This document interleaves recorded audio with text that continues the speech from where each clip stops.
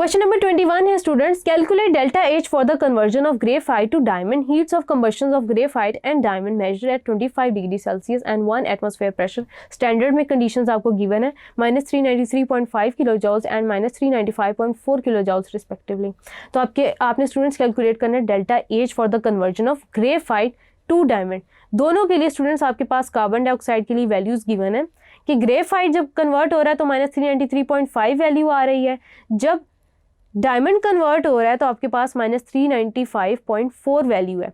आप क्या करेंगे, सेकंड इक्वेशन जो आपके पास है, सेकंड रिएक्शन जो है उसको आप कर देंगे रिवर्स और देन आप दोनों इक्वेशंस को ऐड कर रहे होंगे. यानी कि क्योंकि आपने देखना है ग्रेफाइट से डायमंड की कन्वर्जन को, इसलिए आप ए की कंबशन को रिवर्स कर देंगे तो आपको ग्रेफाइट से डायमंड की कन्वर्जन के लिए डेल्टा H की वैल्यू आ जाएगी.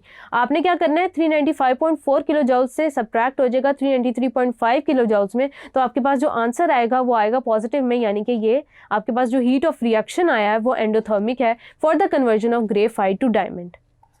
एंडोथर्मिक है and that will be your answer.